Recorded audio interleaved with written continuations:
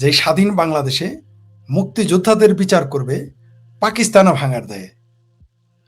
পাকিস্তানের পক্ষের মানুষগুলো, মুক্তিযুদ্ধ বিরোধী মানুষগুলো মুক্তিযোদ্ধাদের বিচার করবে পাকিস্তান ভাঙার দায়ে। দুইবার বললাম কথাটা। ঠিক সেই কথাটাই কিন্তু হাসানুল হক ইনু তিনি এজলাস থেকে বেরোনোর পর প্রতিক্রিয়া জানিয়েছেন যে পাকিস্তান ভেঙেছি এবং দেশ স্বাধীন করেছি, এই অপরাধে আমাকে এই সাজা দেওয়া হলো। তিনি কিন্তু এটা স্পষ্টতই বলেছেন, আমরা দেখেছি। তিনি কিন্তু চাইলে পালিয়ে যেতে পারতেন, তিনি যাননি। আত্মগোপনে যেতে পারতেন, যাননি, কারণ তারা ফ্রিডম ফাইটার ছিল, তারা আন্ডারগ্রাউন্ড পলিটিক্সে ওস্তাদ, পালিয়ে থাকতে পারতেন, পালাননি। তিনি ভয় পাননি, ভীত হননি। তো এই যে যারা এই বিচারটা করছে, এটা আমাদের নিয়তি ছিল। এটা ডক্টর হুমায়ুন আজাদ স্যার আগেই বলে গিয়েছেন। বাংলাদেশের মুক্তিযুদ্ধের পক্ষের মানুষদের ঐক্যবদ্ধ না হওয়ার কারণে আজকে তার এই রায় দিয়েছে। আমি এই রায়ের তীব্র নিন্দা জানাই। এই আদালতের এই আদালতের সাথে ক্যাঙ্গারু কোর্টের সাথে কোনো অংশই কম না। আমরা জানি যে এখানে আদালতে শুধু নিয়োগ দিতে দেয় না, এমনকি কি ধরনের বিচার করে আমরা জানি। আদালতে কিভাবে আক্রমণ করেছে সেটাও আমরা জানি। তাই এই বিচারে কি হলো না হলো এটা আমার আগ্রহ নাই। আর যেহেতু 10 বছর সাজা দিয়েছে, 10 বছর কি উনি বাঁচবেন না। এই সরকারই দেখেন 2 বছর থাকে কিনা। আমরা মুক্তিযুদ্ধের পক্ষের মানুষ হাসানুল হক ইনুকে, বীর মুক্তিযোদ্ধা হাসানুল হক ইনুকে আমরা বের করে আনবো।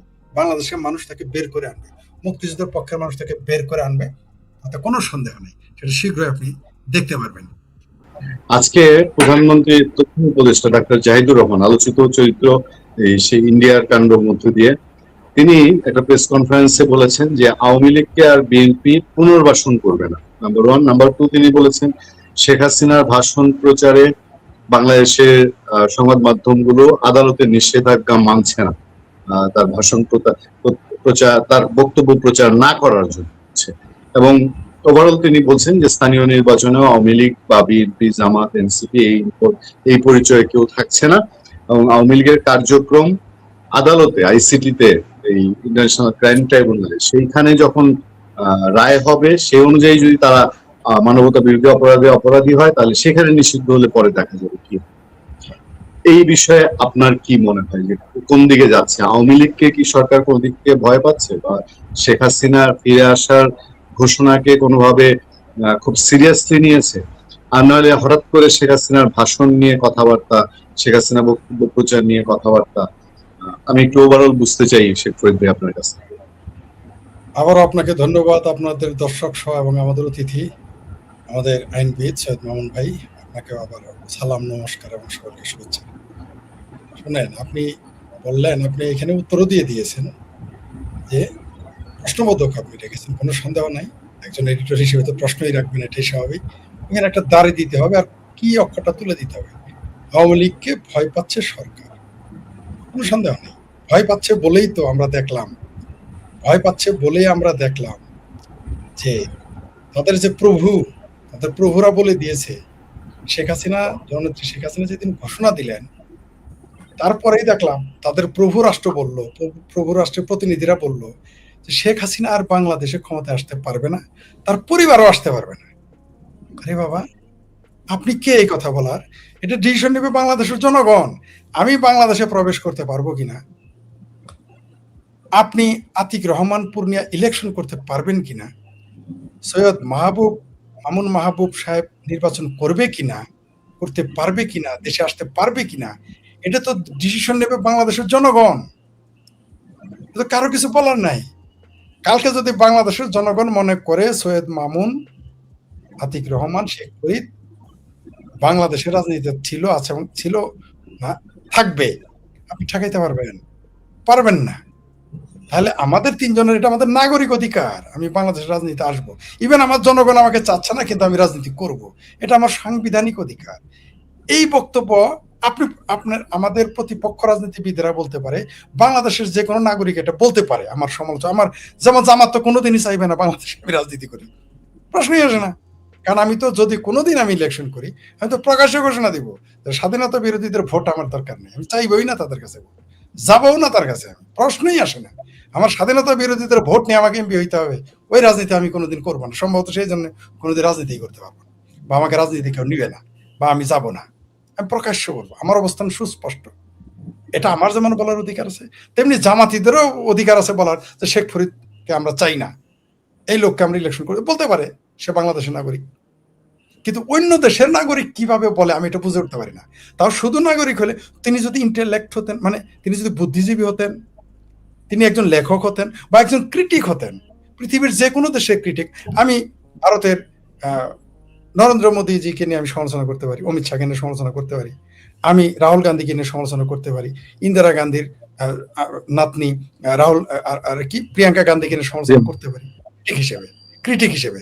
আমি শুভেন্দু অধিকারী সমালোচনা করতে পারি, হুমায়ুন কবিরের সমালোচনা আলোচনা করতে পারি ক্রিটিক হিসেবে, বিং এ ক্রিটিক। কিন্তু বাংলাদেশি হিসেবে আমার এই অধিকার নাই, সে রাজনীতি করবে কি করবে না এটা আমি বলতে পারবো না। আমি তার শত সমালোচনা করতে পারি, আমি সমালোচনা করতে পারি নরেন্দ্র মোদী ভালো পক্ষে বললে বলতে বা মন্দ, আমি বলতে পারি রাহুল গান্ধী ভালো বা মন্দ, আমি বলতে পারি ডোনাল্ড ট্রাম্প ভালো বা মন্দ, কিন্তু আমি এটা বলতে পারবো না তিনি রাজনীতি করবেন কি করবেন না। এই রাইটস তো আমার ভাই নাই, ক্রিটিক হিসেবেও নাই, লেখক হিসেবে, বুদ্ধিজীবী হিসেবেও নাই, আর বাংলাদেশি নাগরিক হিসেবে তো নাই। তাহলে একজন রাষ্ট্রের দায়িত্ব থেকে তিনি কিভাবে এই কথা বলেন? তার মানে যে তার গোলামেরাই এখন ক্ষমতায়। নিঃসন্দেহে শেখ হাসিনার এই বক্তব্য, জননেত্রী শেখ হাসিনার এই বক্তব্য যে আমি ডিসেম্বরে, তিনি এতদিন কিন্তু বলতেন আমি আসবো, তোমরা তৈরি থেকো, আমি আসতেছি, ভয় পেও না, এগুলো বলতেন। এখন তিনি সরাসরি একটা মাস বলে দিয়েছেন যে আমি ডিসেম্বরে আসতেছি। তো এটা যে কতটুকু প্রভাব পড়েছে, অস্বস্তিতে উপস্থিতি পাচ্ছে না সরকার, ভয় পাচ্ছে, এটা তো পরিষ্কার। তার প্রভুরা ভয় পেয়ে গেছে, তাই এই বিবৃতি দিয়েছে। বরং এই বিবৃতি দিয়ে তুষের আগুনে ফু দিয়েছে। আমাদের সুজা জামালপুরের ভাষায় বলি, তুষের আগুনে ফু দিতে নাই, আগুন ছড়ে যায়। বরং সেই বিদেশি ব্যক্তিগুলো, তাও দায়িত্বপ্রাপ্ত ব্যক্তিগুলো যখন এই কথা বলেছে, এটা তুষের আগুনে ফু দিয়েছে, তুষের আগুনে হাওয়া দিয়েছে, তুষের আগুনে বাতাস দিয়েছে, এটা ছড়ে যাবে, আরো এটা চিঙ্গারি হয়ে যাবে, এটা স্ফুলিঙ্গ হয়ে যাবে, দাবানলের মতো পরিণত হবে এই ভেটোতে। আর আপনি যার কথা বললেন, ওই নেশৌরি বা গাজাখোর বলা হয়েছে, তাকে নেশাখোর বলা যায়, এখানে আমি আলোচনা করতে আগ্রহী। সে তো বিএনপি করে না। এই যে কি নাম হ্যাঁ জাহেদ, আমি তাকে, মান্না ভাইয়ের পেতি বাড়া ছিল, সে পেতি বাড়া থেকে মোটামুটি এখন তারেক রহমানের পাড়াতে পরিণত হয়েছে এই পদ পেয়ে। সে কোনোদিন বিএনপি করেছে? আপনি তাকে, এই যে আপনি মামুন ভাই, আপনি দেখেছেন কোনোদিন তাকে কোনো মিছিলে দেখেছেন? বাংলাদেশের রাজনীতিতে তার বা বিএনপিতে তো তার কোনো এক পয়সা অবদান নাই। এই লোকটা কার কথায়, কার নির্দেশে বা কার সুপারিশে মন্ত্রী, প্রতিমন্ত্রী বানানো, প্রতিমন্ত্রী মর্যাদার উপদেষ্টা বানানো হয়েছে, তার তথ্য কোন লোক? একেবারে একটা ফাত্রা লোক। আচ্ছা, এই দেশে 50% মানুষ শেখ হাসিনাকে সমর্থন করে আমাদের হিসেবে, তাদের হিসেবে 30-35% সমর্থন করে। সেই দলের নেত্রীর কথা বাংলাদেশে প্রকাশ পাবে কি পাবে না, বাংলাদেশের আইনে কাজ হবে। আচ্ছা, আমাকে ঠেকাইতে পারবেন আপনি? আমাকে ঠেকাইতে পারবেন? আমি তো নৈশ্য একজন মানুষ। মামুন ভাই বাংলাদেশের এই প্রথম সারির নেতা না, তার কথা আপনি ঠেকাইতে পারবেন? এই যে ইউটিউব চ্যানেল, আপনি এই আতিক পূর্ণিয়ার যে পূর্ণিয়া চ্যানেল, ঠেকাইতে পারবেন? এর বন্ধন, আপনি তথ্য উপদেষ্টা আকল থাকা উচিত যে এতবার একটা দলের এটা বলে, বরং আরো তিনি তো প্রচার করলেন তিনি নিজেই। শেখ হাসিনার বিরুদ্ধে যে নিউজ করবেন না আপনি, শেখ হাসিনার বিরুদ্ধে সমালোচনা করবেন না, তখন ওটা কি নিউজের মধ্যে আসলো না? আপনি কি করতে চান? এই দেশ গণতান্ত্রিক, এইখানে সবার নিউজ থাকে, কোনো সমস্যা কোথায়? আপনি দলটাকে নিষিদ্ধ করেছেন, দলটাকে ছাত্রলীগকে নিষিদ্ধ করেছেন, ইলেকশন আসতে দেন না, এমন কেউ বলেছেন কোন ফরম্যাটে আওয়ামী লীগ ক্ষমতা নির্বাচন করতে দিবেন না। হাইরে গণতন্ত্রে ঠিকাদার হয়ে গেছে, তাই না? এ বিএনপির সে তো কেউ না, বরং এই কথা বলে বিএনপির 12টা বাজাইতেছে। সে বিএনপির 12টা বাজাইতেছে, এই দায়ভার বিএনপিকে নিতে, সে তো পালায় চলে যাবে যদি তার কপাল ভালো থাকে। যদি মান্না ভাইয়ের বেতি ভাড়া, তারেক রহমানের পাড়া জাহেদ, আমি দুঃখিত এই শব্দগুলো উচ্চারণ করার জন্য, কারণ যারা আমার স্বাধীনতা, আমার সার্বভৌমত্ব, মুক্তিযুদ্ধ, জয় বাংলা স্লোগান, পতাকা, বঙ্গবন্ধুকে নিয়ে বিকৃত কথা বলে, তাদের বিরুদ্ধে আমার এই কথা বলার আমার রাইটস, এটা আমার অধিকার আছে মনে করি। তারা এটা না করলে আমিও করতাম না। যাই হোক, এই পেতি পাড়া বা পাড়া, এই যে এর কথাতে কি যায় আসে? এর কথাতে শেখ হাসিনার আগমন ঠেকবে, নাকি শেখ হাসিনার প্রত্যাগমন ঠেকবে, না শেখ হাসিনার রাজনীতি ঠেকবে, না বাংলাদেশ আওয়ামী লীগ ঠেকবে? আর এর কথায় পুনর্বাসন হবে যে বিএনপি আর পুনর্বাসন করবেন না। বিএনপিকে কে বলছে পুনর্বাসন করতে? আরে বিএনপিকে তো বিএনপির বাংলাদেশ জন্ম না হলে তো বিএনপির জন্ম হইতো না। বিএনপি পুনর্বাসিত হয়েছে, বিএনপি সৃষ্টি হয়েছে ক্যান্টনমেন্ট থেকে। আওয়ামী লীগ জনগণের দল। আমি বলেছি তো, বাংলাদেশ আওয়ামী লীগ হচ্ছে সেই দৈত্য যে জনগণের তৈরি দৈত্য, যাকে কোনো বোতলে আপনি বন্দি করতে পারবেন না। ভাই জাহেদ পাড়া যদি মনে করে, যারা দেখলে মানুষ মনে করে যে একটা নেশাখোর, একটা এয়ারপোর্টে তারা তো চিনে না যে এই লোকটাকে, তারা বলছে নেশাখোর, সেই লোকের কথাই দেশে মার। সে তো বিএনপির কেউ না, বিএনপি তাকে পুনর্বাসন করবে কি করবে? বিএনপির দয়ায় কি আওয়ামী লীগ চলবে নাকি? বা কোন দল, কোন রাজনৈতিক দলের দয়ায় চলে? জনগণের সাথে জনগণের সম্পর্ক রাজনৈতিক দলের। জনগণ যদি চায় আপনি কে ঠেকাবেন? আপনি পুনর্বাসন করে তার আর এই পেতিপাড়া মান্না ভাইয়ের পেতিপাড়ার তো কোনো দরকারই নেই, প্রয়োজন 5টা ভোট আছে তার, 5টা ভোট পাবে তার এলাকায়। এই লোক যদি নির্বাচন করে তার এলাকায় আমার সাথে যদি সে নির্বাচন করে, আমি কুত্তা মার্কা নিয়ে খারাইলি এই জায়েদ পাড়া জামানত থাকবে, কুত্তা মার্কা নিয়ে খারাইলি জামানত থাকবে না। এই লোক লম্বা লম্বা কথা বলে, বাংলাদেশ আওয়ামী লীগ বিএনপির তো এই চলে না, আর এই জায়েদ পাড়া আর উনি তো বিএনপি করেন না, উনি কেন এই কথা বলেন? উনি যে দায়, উনি টেকনোক্রেটে আসছেন, তিনি কারোর দয়ায় গ্রেস মানে কারো বাইপাস সার্জারি যেমন করে সেরকম তিনি মন্ত্রী হয়েছেন, ওটা আমরা জানি। বিএনপির কোন লোক তার প্রতি সন্তুষ্ট? এই জুনায়েদ সাকি, এরা কি বিএনপি করে? কিভাবে এরা এরা এরা মন্ত্রী হয়েছিল? শাকির সম্ভবত মন্ত্রণালয়ে তুলে নেওয়া হয়েছে বা সরিয়ে দেওয়া হয়েছে। এগুলো কারা? এরা কারো না কারো ফরমায়েশি মন্ত্রী, এরা ফরমায়েশি লোক। এই ফরমায়েশি লোকের কথা আওয়ামী লীগ চলবে? বাংলাদেশ আওয়ামী লীগকে আপনি পছন্দ করেন না করেন, মামুন ভাই পছন্দ করুক না করুক, আমি পছন্দ করি না করি, তাতে যায় আসে না। এই দেশে 5 কোটি মানুষ মিনিমাম আওয়ামী লীগকে পছন্দ করে। আপনি তাকে ইলেকশন করতে দিবেন না, বেনামে আসতে দিবেন না। দেশটা কি এই তারেক রহমান আর জাহিদ পাটার বাপের দেশ? পৃথিবীতে যদি কোনো ব্যক্তি বলতে পারে যে এটা আমরা যারা পৃথিবীর যে কোনো দেশে নাগরিক, আমরা বলবো এটা আমাদের দেশ বা আমার দেশ, বড়জোর বলতে পারে আমার দেশ বা আমাদের দেশ, একমাত্র শেখ হাসিনা, শেখ রেহানাই বলতে পারে এই দেশ আমার দেশ, এই দেশ আমার বাপের দেশ। পৃথিবীর এই 2জন মানুষই বলতে পারে, জিন্দা যে 2জন আছে, আর কেউ বলতে পারে না পৃথিবীর। আপনি তাদের এই তারেক রহমান আর জাহিদ পাটার দয়ায় তারা বসে থাকবে, যখন আসবে ঠেকাইতে পারবে? এরা কখনোই পারবে না। প্রশ্ন এই সমস্ত এর কথা কান দেওয়ার কোনো কারণ নাই। আর আপনি যেটা বললেন যে ভয় পাচ্ছে কিনা, অবশ্যই ভয় পাচ্ছে। তার জন্য তার প্রভু রাষ্ট্রের যারা দায়িত্বপ্রাপ্ত তারা বিবৃতি দেওয়া শুরু করেছে যে শেখ পরিবার, শেখ হাসিনা পরিবার, শেখ হাসিনা আর বাংলাদেশ ঢুকতে পারবে। তুমি কে বে? আমার বাড়িতে আমি ঢুকবো, তুমি কে? 7 সমুদ্র 13 নদীর পাড়ি থেকে আমি শেখ ফরিদ বাংলাদেশে ঢুকতে পারলে শেখ হাসিনা ঢুকতে পারবে না? ঢুকবে, অবশ্যই ঢুকবে। কে তাকে ঠেকাবে? এটা তার সাংবিধানিক অধিকার। আপনি এতদিন না বলছেন যে শেখ হাসিনাকে হেলিকপ্টারে নিয়ে আসো আবার ফিরে, শেখ হাসিনাকে ফেরত দাও, শেখ হাসিনাকে ধরবে, আদালতে নিবে, ফাঁসি দিবে, ইত্যাদি ইত্যাদি। আবার আরেক ফাত্রা এক মহিলা আছে, আমি সরি মহিলাদের বিরুদ্ধে কথা বলি, এক ফাত্রা মহিলা সংসদে দাঁড়িয়ে বলে শেখ হাসিনাকে ইলেকট্রিক শক দিতে হবে।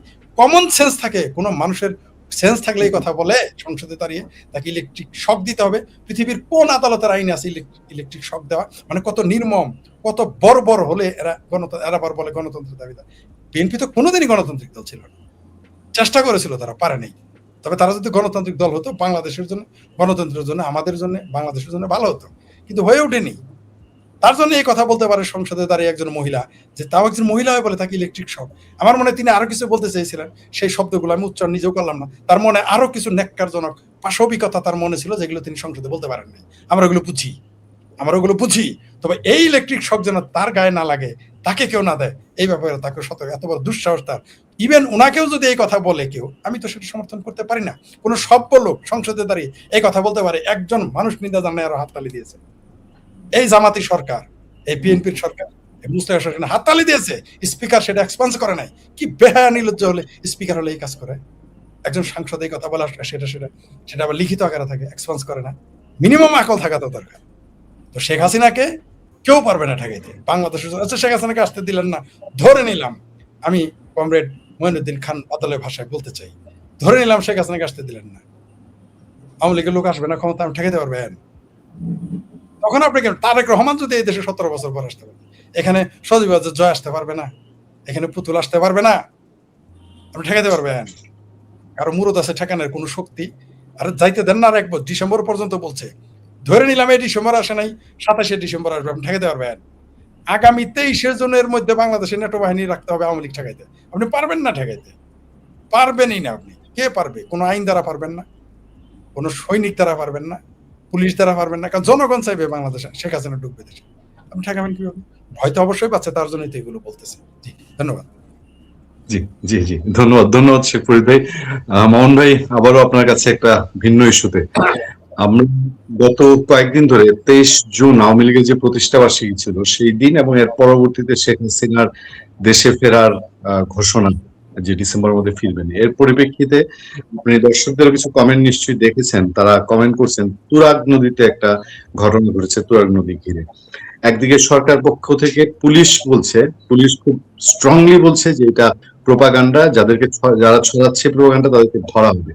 কিন্তু বাংলাদেশের মেইন স্ট্রিম মিডিয়া প্রত্যেকটাতে নিউজ হয়েছে যে ওখানে 3 জনের মিনিমাম মৃতদেহ ভেসে উঠেছে। এই 3 জনের মধ্যে 2জনের পরিচয় পাওয়া গেছে, 2জনের রাজনৈতিক পরিচয় নিশ্চিত হওয়া গেছে, এবং এই 2জনের পরিচয় রাজনৈতিক নিশ্চিত হওয়ার মধ্যে দিয়ে ঘটনার ভিন্নতা সামনে চলে আসছে। আমি একটু এই বিষয়টা আপনার কাছ থেকে মনোভাব জানতে চাই, তুরাগ ঘটনাটা আপনি কিভাবে দেখছেন? জি, তুরাগের আগে আমি বলি, আপনি যেটা ডাক্তার জাহেদ যে জি জি জি জি শিওর, তারেক সরকারের তথ্য উপদেষ্টা, জি উনি বলেছে যে আওয়ামী লীগকে বিএনপি পুনর্বাসন করবে না। এখন যে যেটা হয় তার মাথায় ওইটাই থাকে। যেহেতু জাহেদকে পুনর্বাসন করেছে তারেক জিয়া, তো ফলে তার মাথায় রাজনীতি করা মানে পুনর্বাসিত হওয়া। থ্যাংক ইউ, সুন্দর উদাহরণ দিয়েছেন, ধন্যবাদ। এবং আমি শেখ ফরিদ ভাইয়ের সঙ্গে একমত, এই ধরনের বক্তব্যগুলোর আমরা খুব বেশি গুরুত্ব দিতে চাই না। দেখেন, একটা বিষয় আমি গত দীর্ঘ 10-15 বছর ধরে বলছি যে আপনি মানেন আর না মানেন, আপনি পছন্দ করেন না করেন, বাংলাদেশে 70-75% জনগোষ্ঠীকে প্রতিনিধিত্ব করে এই দুইটি দল, একটি বাংলাদেশ আওয়ামী লীগ আর একটি বিএনপি। আমি খুব খুশি হতাম যদি এখানে সরকার এবং বিরোধী দল, বা আমার খুব স্বপ্ন, জানি না আমাদের জীবনে দেখবো কিনা, যে দুই মানে পার্লামেন্টের দুই পাশেই মুক্তিযুদ্ধের লোক থাকবে। এখন এখনকার পার্লামেন্ট দেখলে তো আমার কাছে মাঝে মাঝে ঘাবড়ে যায় আমি, যে এটা কি আফগানিস্তানের পার্লামেন্ট দেখছি নাকি তালেবানদের পার্লামেন্ট দেখছি, ফলে আমি অত আগ্রহ করে দেখিও না। এখন মুশকিলটা হলো যে বিএনপি ঘাবড়িয়ে গেছে অ্যাজ এ হোল, কারণ শেখ হাসিনা, বঙ্গবন্ধু কন্যা জননেত্রী আওয়ামী লীগ প্রধান শেখ হাসিনার বিরুদ্ধে একটা ফাঁসির রায় আছে, রাইট অর রং।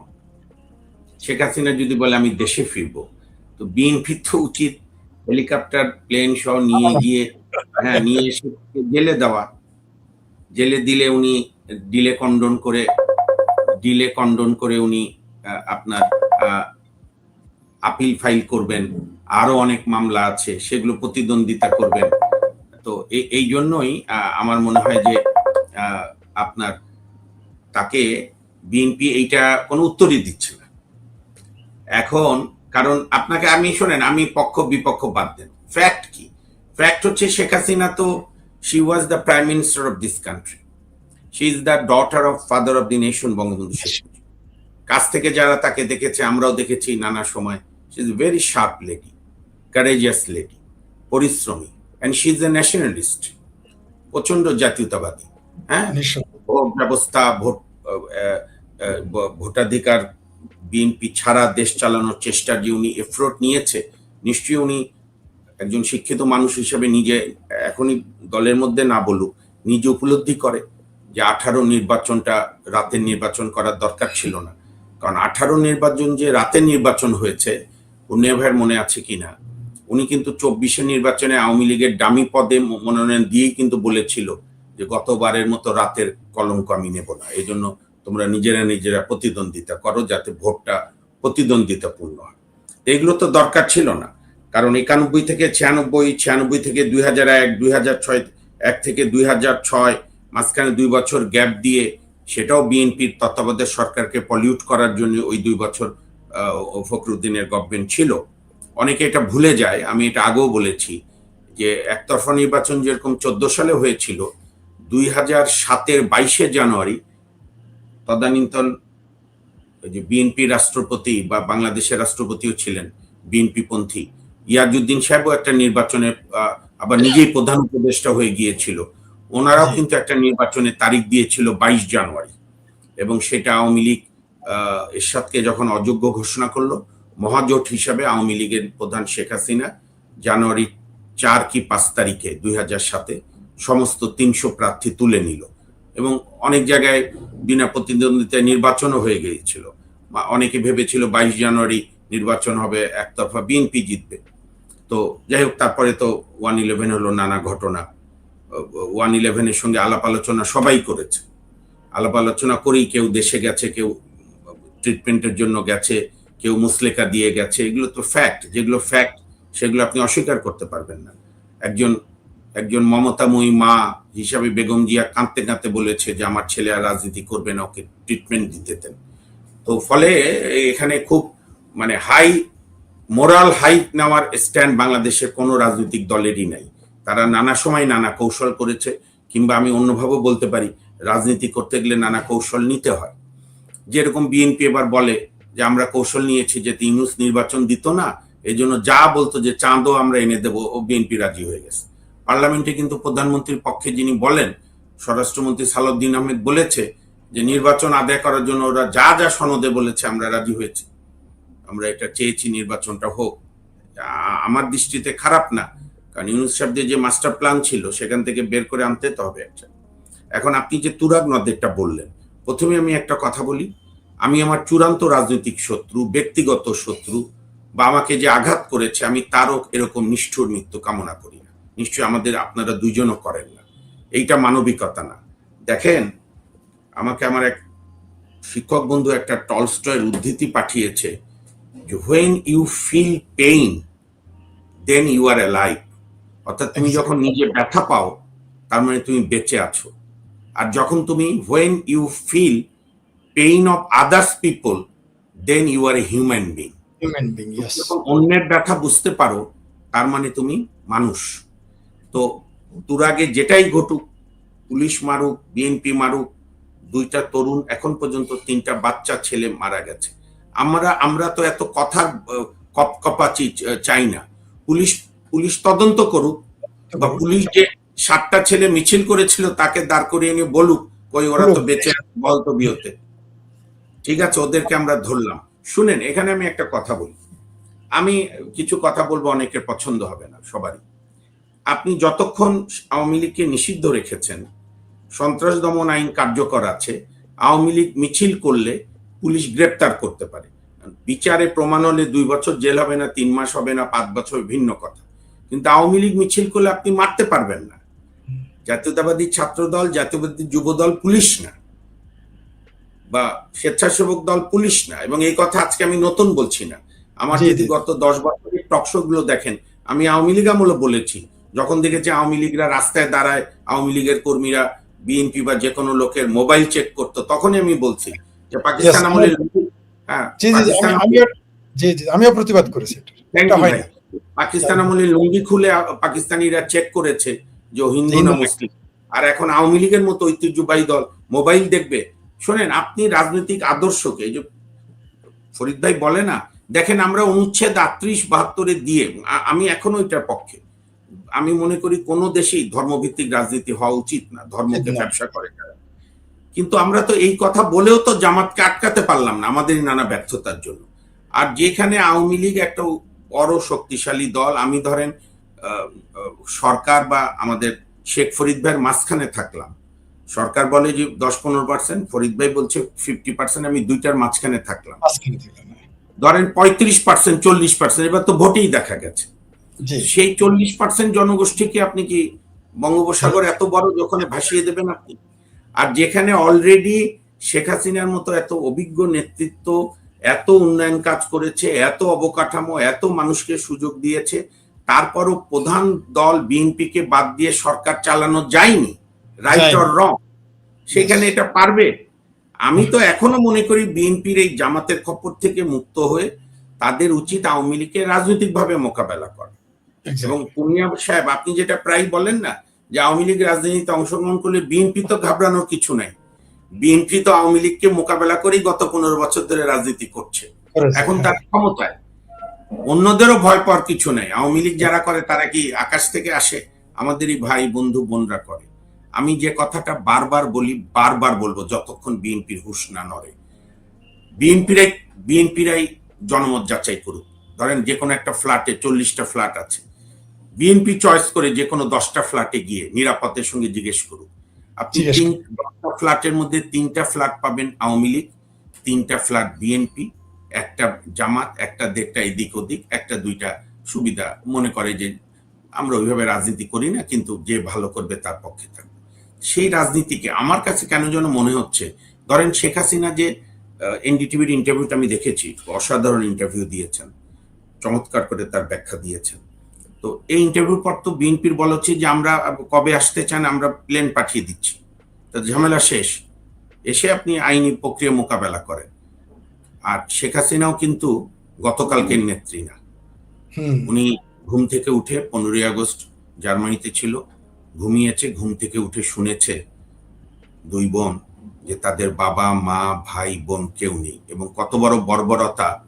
তারপরও ওই ঘটনা ঘটার একদিন আগেও যে ওখানকার বোধহয় ওনারা বেলজিয়ামে ছিল না কোথায়, যে অ্যাম্বাসেডারের বাসায় ছিল, সে এক মুহূর্তের জন্য তাদের দুই বোনকে কোথাও ছাড়তো না। কারণ অন্য হাই কমিশনের আমাদের অ্যাম্বাসি লোকরা বেড়াতে নিতে চাইলে ওই অ্যাম্বাসেডার না, দুই কন্যা কোথাও যাবে না, যা করার আমি যত্ন নেব। কিন্তু আপনি নৃশংসতা জানেন তো, যখন ঘটনা আসলো যে বঙ্গবন্ধু কিল্ড হয়েছে সপরিবারে, তখন ওই অ্যাম্বাসেডার আধা ঘন্টা টাইম দিয়েছিল শেখ হাসিনা এবং রেহানাকে যে তোমরা আমার বাড়ি ছেড়ে দাও। ওই বিদেশ ভুবে তখন শেখ হাসিনার বয়স কত, হার্ডলি 30, রেহানা তো আরো ছোট, শেখ রেহানা। তখন এই যে আমাদের পরে যাকে স্পিকার করলেন শেখ হাসিনা, হুমায়ুন রশিদ চৌধুরী সাহস করে বললো আমি গাড়ি পাঠাচ্ছি, তোমরা। আমি এটা উদাহরণ দিচ্ছি, তার মানে এই না যে শেখ হাসিনা সব কাজই ভালো হয়েছে, অনেক অন্যায় কাজও হয়েছে, তার জন্য উনি মাসুলও দিচ্ছেন। তো সেদিন থেকে কিন্তু শেখ হাসিনা এই লড়াই চালিয়েছে। এবং তারপরে লন্ডনে আপনার কি নাম, মানে লন্ডনে যেটা পার্লামেন্ট বলে, হাউস অফ কমন্সে এমপিদের সঙ্গে যোগাযোগ করা, তারপরে দেশে ফেরা, তার লড়াই এরশাদের বিরুদ্ধে, এই সেই। তো সুতরাং এখানে আরেকটা হাস্যকর কথা বলেছে ডাক্তার জাহেদ, যে শেখ হাসিনার নিউজ কে দেয়? আমি তো কোনো নিউজ কে দেখতে দেখি না। বাংলাদেশের কোন নিউজ শেখ হাসিনা নিউজ দেয়? এখন জাহেদদের মুশকিল হলো, জাহেদ আওয়ামী লীগ আমলে কোনোদিন একটা ইটের টুকরো খায়নি। সে প্রত্যেকদিন ঘুম থেকে উঠে কি না কি করতো, আমি ওইভাবে চিন্তামো না। ওই দেখতাম একটা মাইকের মতো একটা নিয়ে বড্ডা বড্ডা কথা বলতো। বলো, সেটাও তো আওয়ামী লীগ আমলে তুমি দেশে থেকেই করেছো। আমি প্রশ্ন করতে চাই ডাক্তার জাহেদকে, আপনি যে এতগুলো কথা বলতেন শেখ হাসিনাকে বাংলাদেশে থেকে, কারণ বাইরে থেকে যারা করে তাদের কথা বাদ দেন, আপনি তো এই দেশে থেকেই করেছেন। আপনি তো এক মুহূর্তের জন্য গ্রেপ্তার হননি, আপনি এক মুহূর্তের জন্য পালিয়ে বেড়াননি। বিএনপি নির্যাতিত হয়েছে অনেক, ডাক্তার জাহেদরা তো হয়নি। Same as doctor Asif Nazrul, সবই ডাক্তার। আসিফ নজরুল ঢাকা ইউনিভার্সিটিতে, তাকে কেউ একটা ধাক্কাও দেয়নি যে আপনি আর কালকে থেকে ইউনিভার্সিটিতে আসবেন না, কিচ্ছু দেয়নি। এই যে আমরা অতিরঞ্জিত করি, কিন্তু তার মানে এই না যে বিএনপি নির্যাতিত হয়নি। অনেক হয়েছে যেটা আওয়ামী লীগের ভুল। আওয়ামী লীগ রাজনৈতিকভাবে বিএনপিকে মোকাবেলা চাইতে পুলিশ দিয়ে মোকাবেলা করার যে ভুল তারা করেছে, তার মাসুল দিচ্ছে। এখন বিএনপি যদি এই 2 বছর আগের ঘটনা থেকে শিক্ষা না নেয়, তাহলে আমি শেখ ফরিদ ভাই, আতিক ভাই, আমরা কি করতে পারি? কিছুই করার নাই। ইতিহাস থেকে আমরা কি করেন? বিএনপি কি বোকা? তারেক রহমান নিজের মেরুদণ্ড ভেঙে গেছে, সেদিন বলে হচ্ছে যে আমার এক্সরে করলে একটা হাড়ও বাঁকা। তো উনি যদি এই উপলব্ধি না নেয়, উনি যদি মনে করে রাজনীতিতে আওয়ামী লীগ বাদে বাংলাদেশ চালানো যাবে, যেটা আওয়ামী লীগ মনে করেছিল বিএনপিকে কোণঠাসা রেখে আমি দেশ চালাবো। কারণ আওয়ামী লীগ বিএনপির প্রশ্ন না, আর তাদের প্রতি আমাদের কোনো ভালোবাসাও না। বাংলাদেশের মানুষ তো এই দুই দলকে পছন্দ করে।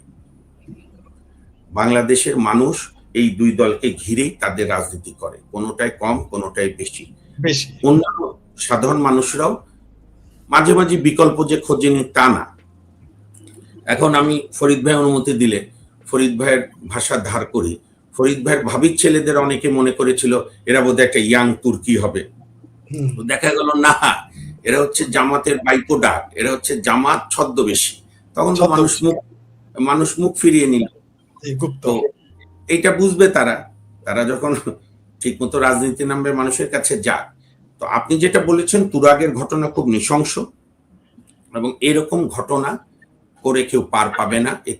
এটা আমাদের দেশের এত নৃশংস রাজনীতি যদি আমরা করতে থাকি, কিংবা আমি এটা দেখিও নি, ফরিদ ভাই যেটা বললেন যে জনগণের কোটি কোটি টাকায় খরচ করা পার্লামেন্টে দাঁড়িয়ে জনগণের সমস্যা বলা বাদ দিয়ে যদি এই আলাপ ওঠে। হ্যাঁ, বলেছেন একজন মহিলা এমপি।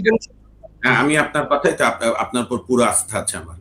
তো এটা যদি এখন পার্লামেন্ট হয় যে ইলেকট্রিক শক দেওয়ার, তাদেরকে তো আমরা ইলেকট্রিক মিস্ত্রি হিসাবে পাঠাইনি পার্লামেন্টে, জি, জি, তাই জি। না? তাদের যেটা দায়িত্ব দেশের মানুষের ভালো করা।